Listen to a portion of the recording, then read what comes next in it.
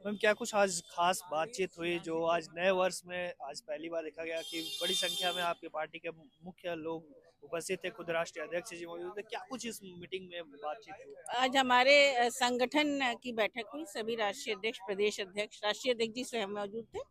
हमें 2027 में चुनाव कैसे सकारात्मक तरीके से जीतना है, जनता में जाना है, उनकी आवाज़ सुननी है। हमारे सांसद जनता के बीच जाएंगे और उनको जोड़ना है। इसी आधार पर 2027 में हम सरकार बनाएंगे और ये जो भ्रष्टाचारी, अन्यायी, अत्याचारी सरकार है, इसको हराएंगे।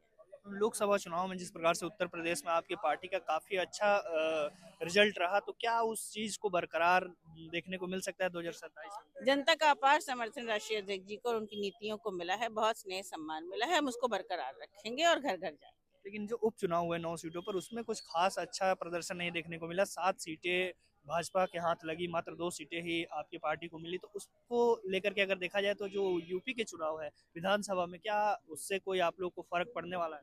जब वो चुनाव हो रहे थे उसके पहले ही हमने बता दिया था कि इस तरह पुलिस और सरकार अपने बल का प्रयोग करके लोगों को वोट नहीं डालने दिया, लोगों को अधिकार का प्रयोग नहीं करने दिया। हम इस बात से सजग हैं और हम इंश्योर करेंगे कि 2027 में सभी लोगों को अपने वोट का अधिकार मिले और वो वोट डालें और समाजवादी पार्टी की सरकार बनाए। आखिरी प्रश्न होगा कि जिस प्रकार से हम अमित शाह जी का बयान आया संसद में अम्बेडकर जी को लेकर के, उसके बाद दलित समाज खासा नाराज देखने को मिल रहा है भाजपा से। तो उसके बाद क्या समाजवादी पार्टी दलित समाज को, जो कि बहुजन समाज पार्टी का कोर वोटर माना जाता है, तो क्या वो समाजवादी पार्टी अपने तरफ खींचने का प्रयास करेगा?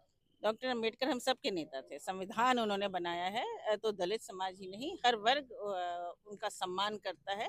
और अगर उनका अपमान जो हुआ है संसद में, उसके खिलाफ समाजवादी पार्टी ने भी ज्ञापन दिया। हमें हर वर्ग का सपोर्ट मिल रहा है और हमें आशा है कि हम जिम्मेदारी से उन सबका सपोर्ट जो है वो हासिल करेंगे और अपनी दायित्व को भी निभाएंगे। समाजवादी पार्टी की अहम बैठक में अभी हमारे साथ मौजूद हैं, जो इस बैठक में शामिल थे, समाजवादी छात्र सभा के प्रदेश अध्यक्ष। ये बताइए कि क्या कुछ अहम चर्चा हुई 2027 को लेकर के? देखिए, नए वर्ष पे माननीय राष्ट्रीय अध्यक्ष जी ने हम फ्रंटल संगठनों के प्रदेश और राष्ट्रीय अध्यक्षों की मीटिंग ली, नव वर्ष की शुभकामनाएं दी और आगे किस तरीके से काम करेंगे उस पर विचार विमर्श हुआ। और अब जिस तरीके से भारतीय जनता पार्टी की सरकार में हर वर्ग परेशान है, खास करके पीडीए के लोग सबसे ज्यादा परेशान और पीड़ित हैं, और उसको लेकर माननीय जी राष्ट्रीय अध्यक्ष जी ने किस तरीके से हम काम करें, किस तरीके से पीडीए को और मजबूती से जोड़ें, क्योंकि आज भारतीय जनता पार्टी की सरकार लगातार उत्पीड़ित करने का काम कर रही है पीडीए के लोग। कहीं मकान गिरा दिया, नौजवानों को रोजगार देने का काम नहीं कर दी, महंगी शिक्षा करते जा रहे हैं। और जिस तरीके से कम्युनल राजनीति की तरफ भारतीय जनता पार्टी बढ़ रही है, इससे साफ साफ दिखाई दे रहा है कि किसी तरीके से वो अपनी सरकार को हथकंडे अपनाकर बनाना चाहते। लेकिन इस बार पीडीए ऐसा होने नहीं देगा।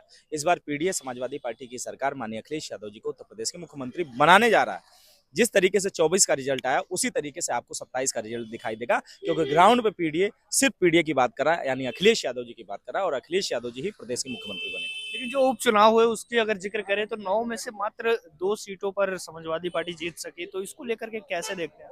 देखिए ये इसमें समाजवादी पार्टी और भारतीय जनता पार्टी के बीच में चुनाव नहीं था। उपचुनाव में समाजवादी पार्टी और उत्तर प्रदेश के डीजीपी के बीच में चुनाव था, क्योंकि डीजीपी को पता था कि अगर ये सीट हार जाते हैं तो हम डीजीपी नहीं रह पाएंगे। तो उन्होंने प्रशासन को आदेश दे चुका था कि अगर मतदाता को रोकने के लिए गोली भी मारनी पड़े तो मार देना।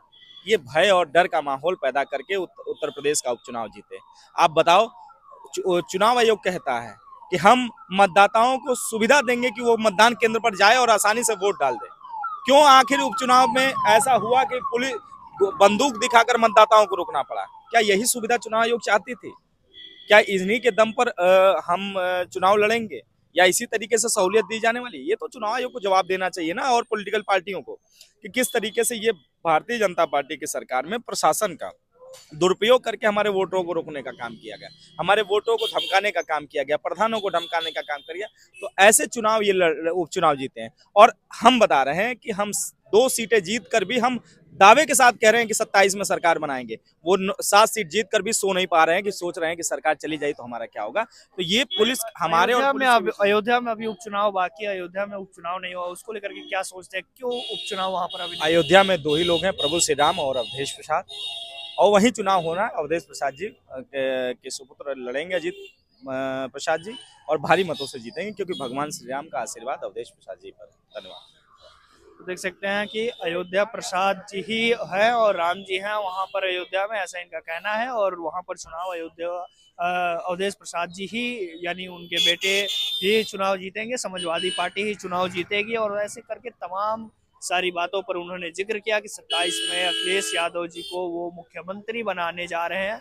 पूरी बातचीत पर आप क्या सोचते हैं हमें कमेंट बॉक्स में जरूर बताइएगा। देखते रहिए लखनऊ वाले। मेरा नाम है विकास सिंह, कैमरे के पीछे सूरज सिंह चौहान। अभी हम लखनऊ के समाजवादी पार्टी कार्यालय पर मौजूद थे। बहुत बहुत धन्यवाद।